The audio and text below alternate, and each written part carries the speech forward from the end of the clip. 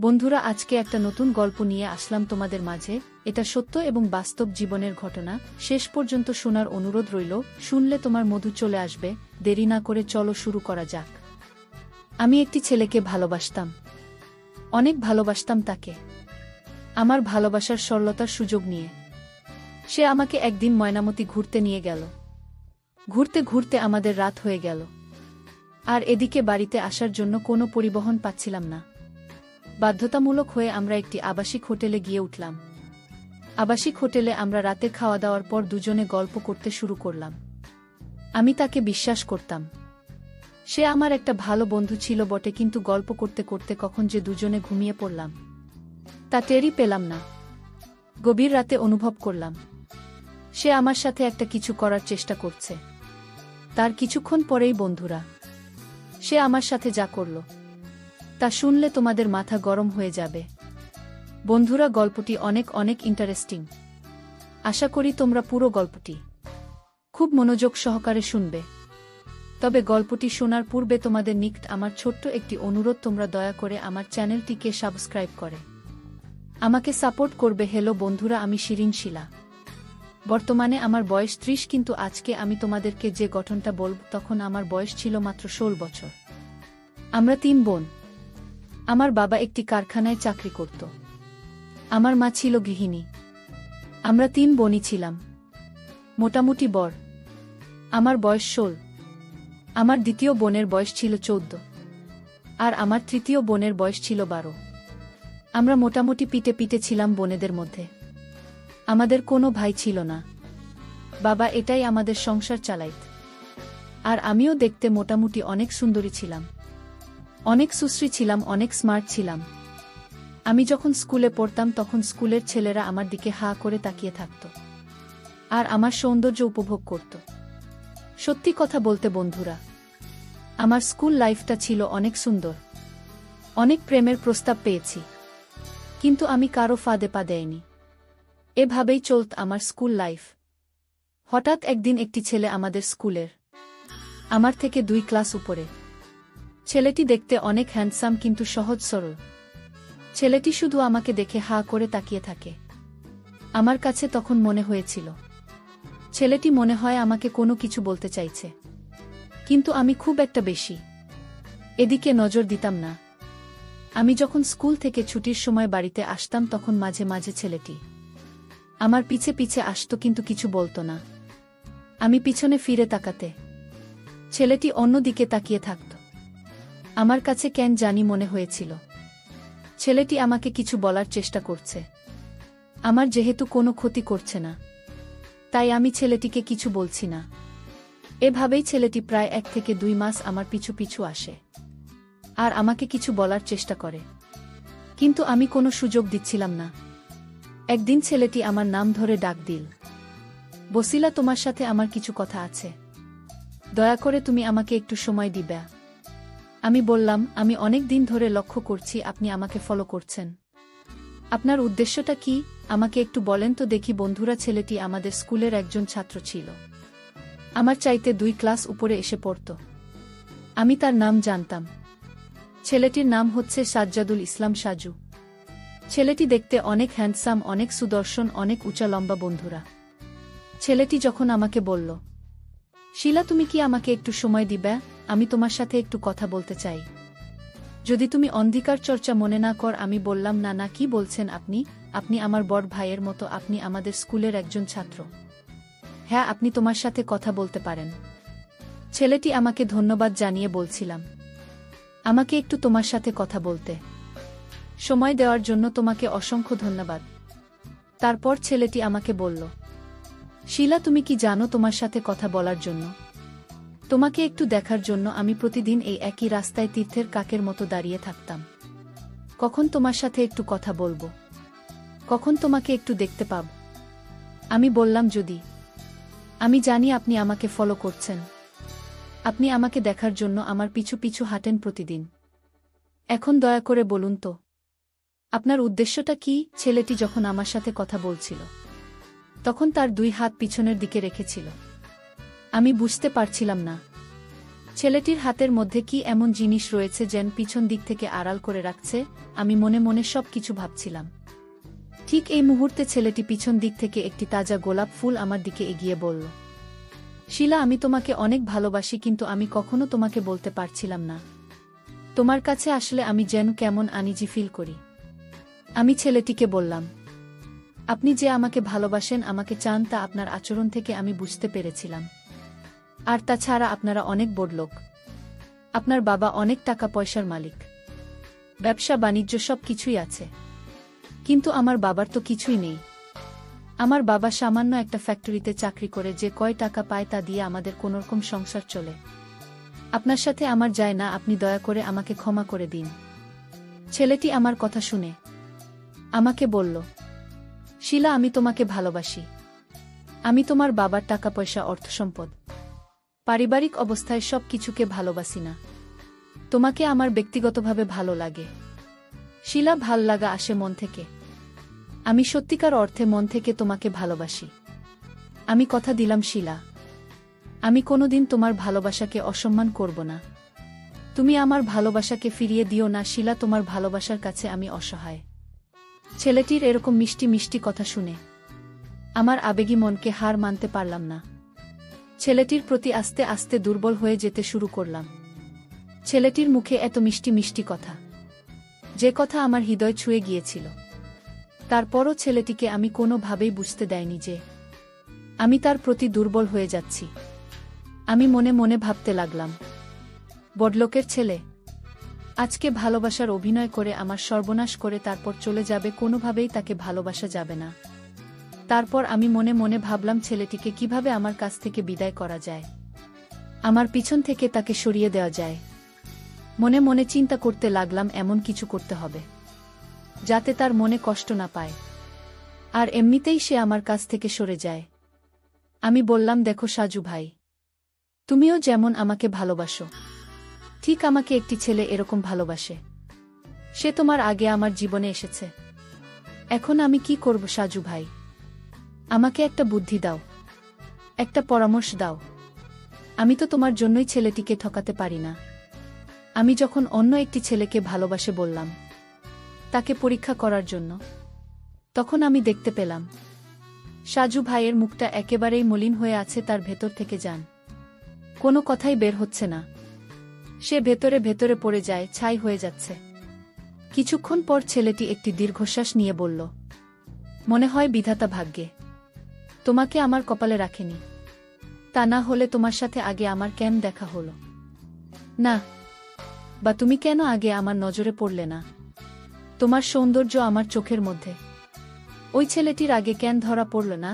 এই বলে ছেলেটি নিজের মাথার চুল নিজের টেনে টেনে ছিঁড়া প্রত্যেক দেখাচ্ছিল, আর আমাকে বলল, শিলা, তুমি যদি অন্য কাউকে তোমার মনে জায়গা দিয়ে থাকো তাহলে আমার কোনো আপত্তি নেই, কিন্তু তোমার প্রতি আমার একটি ছোট্ট অনুরোধ থাকবে। প্রেমিক হিসাবে নয়, বন্ধু হিসেবে হলেও তোমার মনে আমাকে একটু স্থান দিবে। আমি যদি তোমার বন্ধু হতে পারি তাহলে আমি আমার জীবনটাকে ধন্য মনে করব। আমি বললাম, বড় ভাই, ছেলে মেয়ে কখনো বন্ধু হতে পারে না, বন্ধুত্বের মধ্যে তারা ভিন্ন কিছুর স্বাদ খোঁজে। আমাকে মাফ করে দেন। এই বলে ছেলেটির কাছ থেকে আমি চলে আসলাম। ছেলেটি কেবল আমার দিকে ফ্যালফ্যাল করে তাকিয়ে রইল, অসহায়ের মতো হয়ে। পরের দিন আবার দেখলাম ওই ছেলেটি আমার পিছন পিছন আসছে এবং আমাকে এক নজর দেখার জন্য সে ঘন্টার পর ঘন্টা দাঁড়িয়ে থাকে, কিন্তু আমাকে কিছু বলে না। এভাবেই ছেলেটি প্রায় একটি বছর পার করল। আমি একটি বছর তার ধৈর্যের পরীক্ষা করলাম। এভাবেই চলতে লাগল আমার জীবন। হঠাৎ করে একদিন আমি অসুস্থ হয়ে যাই। আমাকে নিয়ে হাসপাতালে আমার আব্বু আম্মু ভর্তি করে। ডাক্তার আমাকে বলল, আপনার মেয়ের শরীরে রক্তশূন্যতা দেখা দিয়েছে, জরুরি ভিত্তিতে রক্তের প্রয়োজন। যদি সময়মতো রক্ত না পাওয়া যায় তাহলে আপনার মেয়েকে বাঁচানো আমাদের জন্য কঠিন হয়ে যাবে। আমার আব্বু আম্মু, আমাদের পরিবারের সবাই তখন হতাশাগ্রস্ত। কি করবে বুঝে উঠতে পারছিল না। ঠিক এই মুহূর্তে ওই ছেলেটি কার কাছ থেকে যান খবর পেয়ে আমি অসুস্থ হয়ে হাসপাতালে ভর্তি।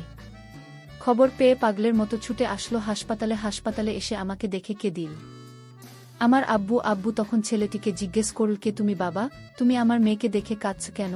তখন ছেলেটি বলল, আঙ্কেল, আমি আসিলা একই স্কুলে পড়ি, সে আমার থেকে 2 ক্লাস নিচে পড়ে। আর ছাড়াও আঙ্কেল, শিলা আমার খুব একটা ভালো বন্ধু। আচ্ছা বলুন তো আঙ্কেল, ডাক্তার মশাই কি বলছেন, আর শিলার কি হয়েছে? তখন আমার আব্বু বলল, বাবা তোমার নাম কি? আমি বললাম, আঙ্কেল আমার নাম সাজ্জাদুল ইসলাম সাজু, আমি আপনাদের এলাকারই সন্তান। আমার আব্বুর নাম সাবির মিনা গুঞ্জে, আমার আব্বুর কাপড়ের ব্যবসা আছে। তখন আঙ্কেল আমাকে বলল, তুমি সাব্বির মিয়ার ছেলে, এসো এসো বাবা বসো। তখন ছেলেটি বলল, আঙ্কেল শিলা কিভাবে অসুস্থ হয়েছে আর কি সমস্যা, এবার আমাকে একটু খুলে বলুন তো দেখি। তখন আমার আব্বু বলল, বাবা সাজু, আমার মেয়েটাকে যেন হঠাৎ করে কি হয়েছে, ডাক্তার পরীক্ষা করে বলল মেয়েটার শরীরে নাকি রক্তশূন্যতা দেখা দিয়েছে। এখন এই মুহূর্তে আমাদের জরুরি রক্তের প্রয়োজন। এখন কি করি বলতো বাবা দেখে একটু। আমি বললাম, আঙ্কেল শিলার কি রক্তের প্রয়োজন? তারপর আমার আব্বু একটা রক্তের গ্রুপ থাকে। ছেলেটি কি বলল? ছেলেটি বলল, আঙ্কেল আপনি কোনো চিন্তা করবেন না, আমার রক্তের গ্রুপ শিলার সাথে মিল আছে। আপনি খুব তাড়াতাড়ি ডাক্তারকে বলেন আমার এখান থেকে রক্ত নিয়ে তাকে বাঁচাতে। ছেলেটির কথা শুনে বাবা খুব সাহস পেলেন, খুব তাড়াতাড়ি ডাক্তারকে বললেন, ডাক্তার মশাই, আমি রক্তের সন্ধান পেয়েছি, আপনি ওই ছেলেটির কাছ থেকে খুব দ্রুত রক্ত নিয়ে আমার মেয়েটিকে বাঁচান। তারপর ডাক্তার মশাই ওই ছেলেটির কাছ থেকে রক্ত নিয়ে আমাকে বাঁচালেন। আমি খুব অদ্ভুতভাবে চিন্তা করতে লাগলাম যে কতটুকু মহৎ হলে একটা মানুষ নির্দ্বিধায় একটা মানুষের জন্য রক্ত দিতে পারে। ছেলেটির প্রতি আস্তে আস্তে আমি দুর্বল হয়ে যেতে শুরু করলাম, আর মনে মনে আমি খুব অনুশোচনায় ভুগছিলাম, কারণ ছেলেটি 1 মাস 2 মাস নয়, পুরো 22 বছর আমার পেছনে ঘুরঘুর করছে।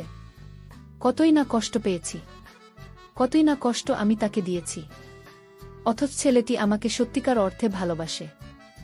যে ভালোবাসার প্রতিদান স্বরূপ আমি আজকে পেয়েছি, তার জীবনের রক্তবিন্দু দিয়ে সে আমাকে বাঁচিয়েছে। এসব ভাবতে ভাবতে নিজের প্রতি ঘৃণা করতে শুরু করলাম, যে একজন এত ভালো মানুষকে কিভাবে আমি এত কষ্ট দিতে পারলাম। তারপর ছেলেটির প্রতি আমি আস্তে আস্তে ভালোবাসার বন্ধনে আবদ্ধ হতে শুরু করলাম। সে আমাকে অনেক ভালোবাসত, বিদেশে আমার জন্য অনেক কিছু করেছিল। একদিন ছেলেটিকে আমার সমস্ত কষ্ট সবকিছু তার কাছে শেয়ার করলাম। বললাম যে, এতদিন আমি তোমাকে যে অভিনয়টা করেছিলাম, সত্যিকার অর্থে আমার তেমন কোনো ভালোবাসার মানুষ ছিল না। আপনি বড়লোকের ছেলে, যে জন্য আপনাকে আমি সবসময় ইগনোর করতাম, সবসময় আমি তোমার কাছ থেকে দূরে থাকতাম, কারণ বড়লোকের ছেলেরা ভাল হয় না। আমার এক বান্ধবী বড়লোকের ছেলের সাথে প্রেম করত, তারপর তার সর্বনাশ করে চলে গিয়েছে। সেই থেকে আমার সমস্ত বড়লোকের ছেলেদের প্রতি ঘৃণা জন্মেছে। কিন্তু এখন আমি বুঝতে পেরেছি যে সমস্ত বড়লোকের ছেলেরা খারাপ হয় না, কিছু কিছু বড়লোকের ছেলেরা অনেক ভালো হয়, যার বাস্তব উদাহরণ আপনি নিজে। আপনাকে ভালোবাসতে আমার আর কোনো আপত্তি নেই। সে আমার ভালোবাসা পেয়ে মনে হলো সংঘাতে পেয়েছে। সে খুব উৎফুল্লিত হয়ে তার আবেগ প্রকাশ করতে লাগল। এভাবে তার সাথে আমার প্রেম শুরু হয়ে গেল। বন্ধুরা, প্রেমের রাগ, অভিমান, আবেগ, ভালোবাসা সবকিছুই থাকে আবেগের বশে। সে একদিন বায়না ধরে বসল আমাকে নিয়ে ময়নামতি ঘুরতে যাবে। ময়নামতির কথা শুনে আমার মনটা যেন ভাল হয়ে গেল। শুনেছি ময়নামতি অনেক সুন্দর একটি জায়গা, সেখানে নাকি দেখার মতো অনেক কিছুই আছে। আর তাছাড়াও সে তো আমার বিশ্বস্ত লোক, সে আমাকে ভালোবাসে, আমাকে বিয়ে করবে। তার সাথে গেলে আমার কোনো সমস্যা বলে মনে করছি না। জীবনে চলার পথে কাউকে না কাউকে তো বিশ্বাস করতেই হয়, তাই তাকে বিশ্বাস করে তার সাথে ঘুরতে যাওয়ার জন্য রাজি হয়ে গেলাম। পরের দিন সে আর আমি ময়নামতির উদ্দেশ্যে রওনা দিলাম। মনে হচ্ছিল স্বামী স্ত্রী, কিন্তু প্রকৃতপক্ষে প্রেমিক যুগল অবশ্যই তার সাথে ঘুরতে গিয়ে আমার খুব ভালোই লেগেছিল, মনটাকে ফুরফুরে মনে হয়েছিল। আর আমারও মাত্র উঠতি বয়স, যে বয়সে মনের মধ্যে উতাল পাতাল ঢেউ শুরু হয়। আর তাছাড়া পাশে একজন রোমান্টিক ছেলে পেয়ে জীবন তাকে যেন রঙিন মনে হচ্ছে, আবেগের ছোঁয়া মাঝে মধ্যে কল্পনাতে হারিয়ে যায় ভিন্ন এক জগতে। এক পর্যায়ে আমরা ময়নামতি গিয়ে হাজির হলাম। ময়নামতি গিয়ে আমরা একটি বিলাসবহুল হোটেলে উঠলাম। আবাসিক হোটেল, সুন্দর পরিবেশ ছিল, দেখার মতো জীবনের প্রথম আবাসিক হোটেল রাত্রিযাপনের অভিজ্ঞতা। খুব ভালোই লাগছিল, আমার মনটা খুব ভালো ছিল। আর সেই সাথে আমার প্রেমিক সাজ্জাদুর রহমান সাজু, আমি তাকে সাজু বলেই ডাকি। সেও আমাকে পেয়ে অনেক রোমান্টিক হয়ে ওঠার চেষ্টা করল। তার মনটা ফুরফুরা, মাঝে মধ্যেই বিভিন্ন রকম রোম্যান্টিক গান গাইত, মুখের মধ্যে তার কতই না মিষ্টি হাসি। কারণ এই প্রথম সে জীবনে আমাকে এত কাছে পেতে চলেছে। আমরা অনেকক্ষণ গল্প করলাম। গল্প করতে করতে কখন যে চোখ লেগে যায় বুঝতে পারি নাই। গভীর রাতে ঘুমের মধ্যে হঠাৎ আমি অনুভব করলাম সে আমাকে শিহরিত করার চেষ্টা করছে। আমি ঘুমের ভান করে পড়ে রইলাম, তাকে কিছুই বলিনি। সে আমাকে আস্তে আস্তে এমন অবস্থা করেছিল। কিছুক্ষণ পর আমি নিজেই বেপরোয়া হয়ে গেলাম। তখন আমিও ভিন্ন কিছুর ইমেজ পাওয়ার চেষ্টা করছিলাম, তাকে আরও বেশি কাছে পাওয়ার চেষ্টা করছিলাম। মনের আবেগ পরিপূর্ণ ছড়িয়ে ছিটিয়ে যেন আগুন হয়ে গিয়েছিল দুটি হৃদয়। এইভাবে চলতে থাকে প্রায় আমাদের দীর্ঘক্ষণ প্রয়াস। তারপর সে যখন আমার উপর পরিপূর্ণ নিয়ন্ত্রণ আনতে যাবে, তখন আমি খুব ভয় পেয়ে যাই, কারণ তারা অনেক অনেক একেবারে হেব্বি। সে যখন কিঞ্চিত পরিমাণ চেষ্টা করেছিল, আমি তাকে কঠোরভাবে নিষেধ করেছিলাম। তারপরও সে আমাকে কোনোভাবেই ছাড় দেয় নাই, কারণ তখন সম্পূর্ণ আবেগ কাজ করেছিল বুথের মধ্যে। তারপর বন্ধুরা, সে যখন পরিপূর্ণ আমাকে নিয়ন্ত্রণ এনেছিল, আমার কাছে মনে হয়েছিল যে আমার দম বন্ধ হয়ে আসছে। যদিও প্রথম প্রথম অনেকটাই কষ্ট পেয়েছিলাম, কিন্তু পরে আসল স্বাদ পেয়েছিলাম, যে স্বাদ হয়তো পৃথিবীতে খুব কমই হয়ে থাকে। সৃষ্টি জগতে কবি সাহিত্যিকেরা বলেন এটাই নাকি বিধাতার দেওয়া শ্রেষ্ঠ অমৃত, যার কারণে যুগ যুগ ধরে প্রেমিক যুগল তীর্থের কাকের মত হাহাকার হয়ে হাজার হাজার প্রহর গুনতে থাকে। বন্ধুরা, আমাদের অবস্থাও ঠিক তাই হয়েছিল। এর কিছুদিন পরে আমার আর ওর সাথে বিয়ে হয়ে যায়। বিয়ের পর আমরা প্রতিদিনই আমাদের হ্যাপি মুহূর্ত কাটাতাম। বন্ধুরা, এখন আমরা খুব ভালোই আছি, খুব সুখে আছি। তোমরা সকলেই আমাদের জন্য দোয়া করবেন। বন্ধুরা, আজকে এই পর্যন্তই। আবারও আসব তোমাদের মধ্যে নতুন কোনো ভিডিও নিয়ে। ভিডিওটি যদি তোমাদের ভালো লাগে তাহলে একটি লাইক দাও। প্রতিদিন আমি তোমাদেরকে একটা করে নতুন গল্প উপহার দিব, তাই তোমাদেরকে অনুরোধ করে বলছি, তোমরা যদি এরকম ধরনের ইন্টারেস্টিং গল্প পেতে চাও তাহলে দয়া করে আমার চ্যানেলটি সাবস্ক্রাইব করো। পরিশেষে তোমাদের সকলের সুস্বাস্থ্য কামনা করি। ভিডিওটি দেখার জন্য তোমাদের সকলকে অসংখ্য ধন্যবাদ।